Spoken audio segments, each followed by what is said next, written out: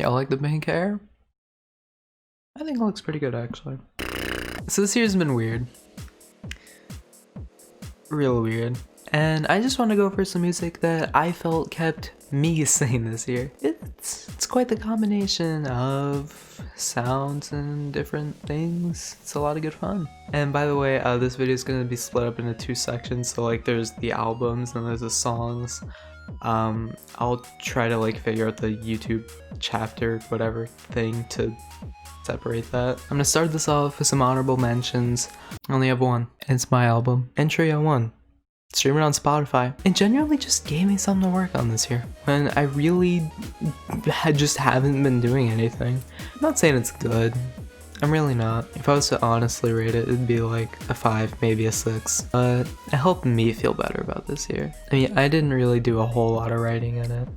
It's not really that personal besides one song. It really just kind of gave me something to do. Something to work towards. Albums. Here we go. First up we got... I would be lying if I told you I wasn't excited for this, because I love Uzi and I wanna hug him and I wanna make him feel okay. He's just such a cute little human being and I wanna crush him. Honestly, I thought Eternal Take was kind of mid. It was kind of eh. It was fine. It was good enough. It was whatever. It was very long, but I'm just really glad that it came out. And I hope Uzi is just having a good day. I hope he's having a fucking phenomenal day. Next up, we got Streamlabs. Ugh, Jesus Christ. I should have just used regular OBS. So I was a little late to the whole Drain Gang party. Kind of like them. I think they do some interesting things. And like the way Echo just kind of like, I don't know what he's doing. I don't know. It's his vocals. His vocals are fucking nice. And they sound kind of like, I don't know, like androgynous in a way. It's really interesting. Time, fucking incredible song. That's probably my favorite song on that album. Yeah, I think Echo did a really good job with this one. Next up this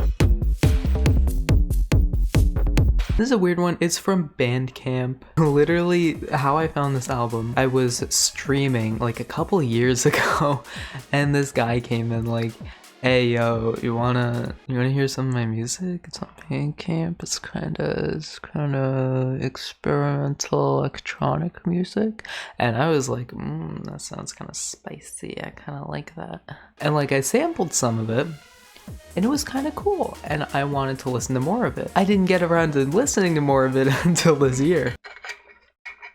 So his name is Trait. It's just a very like cool listening experience. It's a lot of strange electronics all thrown together. It is really cool. I like it a lot. And I also listened to some of his other albums. Another one that really stuck out to me was Something Went Wrong. I think that's a more like built up version of mass produced. They're very similar. They're very like in similar lanes, but they both do completely different things with it. And I think they're each very interesting projects.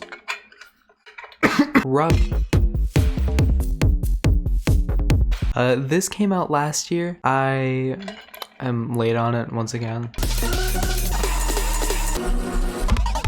It's just flat out bangers. So at its core, Rubber is a cross between a metal album and an electronic one. Almost every song on this just goes so fucking hard. It's explosive. It's insane. I love it. Far Away 1990X.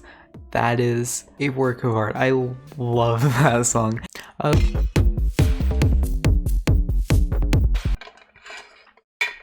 Full debut from duo Guppy and Braxium, hot off the tails of their absolute banging Thosmoser from earlier this year. Whoa, they go nuts. This is 100% hyperpop album of the year. I don't really love every single song on it, but when it goes, it fucking goes. I love it. I absolutely love it.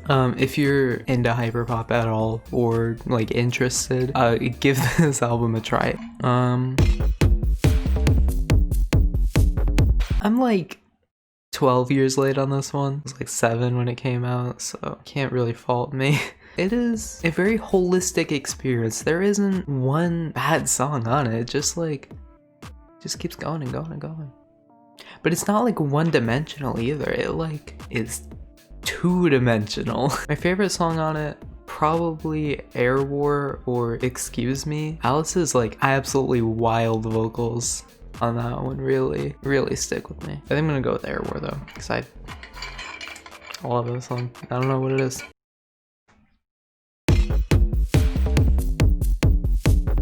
This is an EP that Fraxium came out with solo earlier in the year. Every single song on here hits so hard. There's only 4. This doesn't even really classify as an album. This is an EP, but every single song hits so hard, I can't not put it here. I cannot not talk about it. This guitar just goes. Fly With You just goes. Burnout just goes, even though it's only like a minute long. The fucking line about "Are you winning, son?" "No, Dad, I'm fucking trans." That fucking goes. I literally cried laughing the first time I heard that. Cishettes fucking go. And genuinely some amazing songs on here. Next.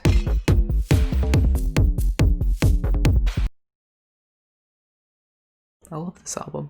I love it to death. It's probably my favorite full length from John. The entire experience of it, euphoric, truly. It sees John experimenting with a lot of lo-fi electronics, and I really like that. I think he goes super well with them. This definitely feels like the next big step for him.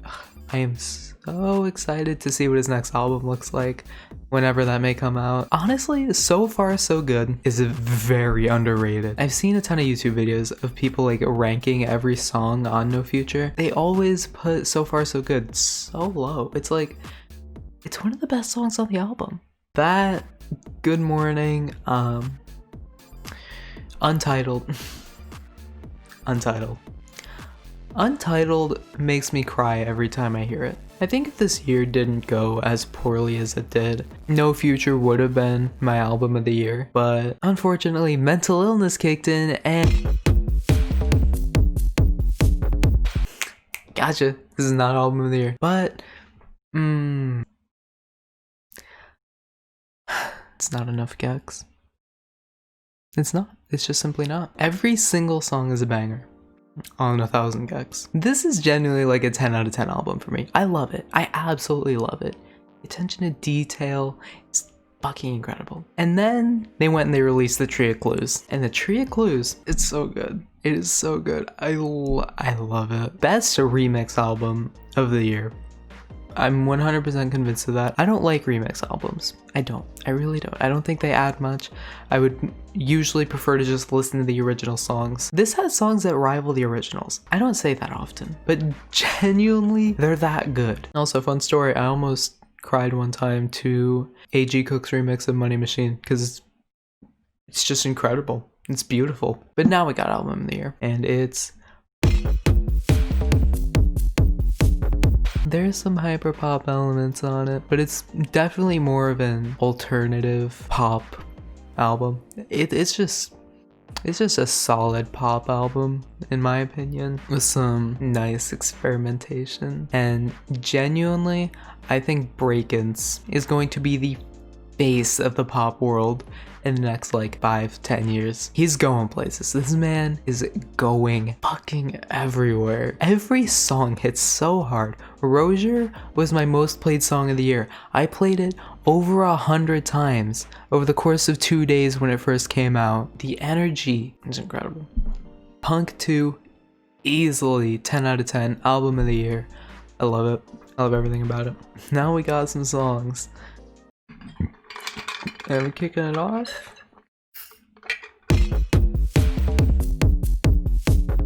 It bangs. It bangs. It absolutely bangs. I'm so upset that it was taken off Spotify. It was all I listened to this summer. It would have been like my second or third most played song on Spotify if it didn't get taken down. And oh my god, I'm still so sad about it. I'm so upset. It goes way harder than it ever needed it to. Next, I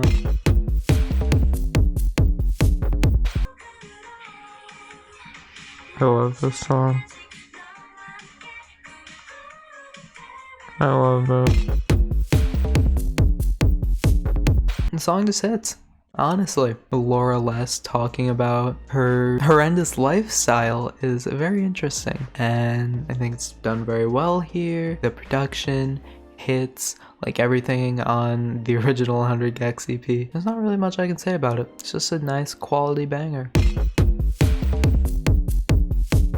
Power Fantasy is like this three-pronged fucking... what is it? It's like industrial and also deep house in a way. Like there's this huge industrial opening, and then towards the end it has this like huge fucking club breakdown or something. I don't know much about music, but it hits. I've had that melody stuck in my head since the first time I heard it. I cannot stop thinking about it. And then when 100 gecs pops in for the final leg of the song, they just kind of go over this like blaring like noise and bass, and it just it's a great song. I love it. Third gecs song in a row, but this time it's only 50 gecs because it's only Laura on it. It's kind of heartbreaking, just the entirety of the song. Fuck the sonics, fuck the weird clash of like distorted auto-tune vocals and like kind of horribly mixed guitars and drums. All that aside, the story in it is it hurts. Like damn, this bitch is not good. She's eating fucking ice off of the floor when there's a fucking banquet for her over there. Damn, are you good? You good, Laura? We love you. Back to like the shitty mixing comment I said earlier. That's kind of the point of it. I know that's the point of it. It's got like a really lo-fi kind of bedroomy sound to it, and I really fuck with that. God, I can't get my hair to look good. This really is just like a club banger. At the beginning, it starts out with this blaring kick and hi-hat pattern. It's just so aggressive, so in your face, so like brute force in a way. Like, yeah, you're gonna listen to this fucking loud ass kick now. Deal with it. And everything about it just comes together so well. The high-pitched vocals blend right in with the house drum patterns and the club bass line, and then these synth chords come in halfway through the first chorus, never to be seen again, by the way. It's euphoric the way it like, I'm just thinking about it and I'm happy, man. I love that song. This was kind of the song that got me into hyperpop. Like obviously I loved gecs before. I was listening to them last year, but this was the song that like propelled it for me. I found this song and I was like, damn, it's only a minute long and it hits this hard. I have to know more. And that's kind of how I got involved with Six Impala, Guppy, Fraxium, Echo 2K, I guess. Which is funny considering Echo was the reason that Asquin started making music. It's crazy. Every single time I needed to cry this year, which was a lot, I would throw on this song and I just feel okay. It's beautifully simple, but it's also incredibly detailed. Like there's so many things you're gonna miss on your first listen of it, and then like you'll realize on your 100th that's there, that exists. Oh my god, that's so cool. The way he literally harmonizes with the guitars, with vocals that just are drenched in reverb and thrown in the background as like just harmonics. Like on the surface it just sounds like a indie guitar song, but it is so much more than that. And there is so much to love about it. The lyrics just drain me of any sort of happiness. The like children singing at the end, it literally crushes me. I love it. Rozier, it starts out with you thinking it's gonna be like an acoustic ballad of some sort, and then the drums come in and you're like, oh, wait, that's really cool. That just completely changed the entire song. And then the end just throws all that away. It throws any sense of direction out the window. It hurts. It genuinely hurts not giving this song of the year. But I feel like there's one song that deserved it just a little bit more.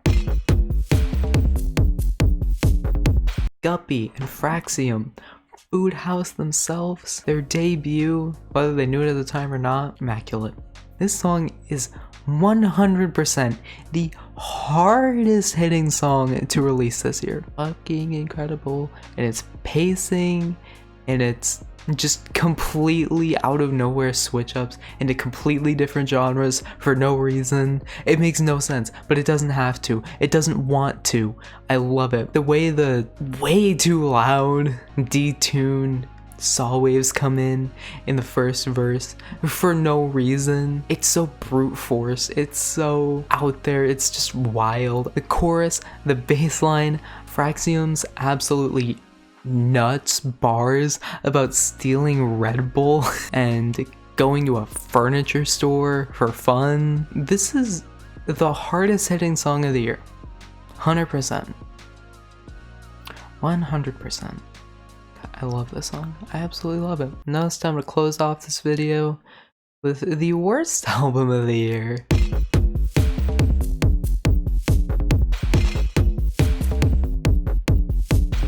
Oh man, it feels good. It feels so good putting this here. I hated every single song on this album. That's kind of incredible when you think about it. Usually I can find something to like about a song. I could not find anything I liked on this entire album. Painfully one-dimensional, and I hate hearing like snapping in songs now because of this album, and I think that's very funny. I can't tolerate it anymore. That's where I'm gonna leave it. It's my year-end list, I guess, even though a lot of this didn't come out this year. I just want to talk about it, I guess. Follow me on Twitch, follow my SoundCloud, Spotify, link in the description. I'm also gonna leave a link to my main playlist that I used this year in the description, just in case you're curious. And yeah, that's about it. I look so good right now. I'm so mad that I finally got to look good at the end of the video. It just hurts.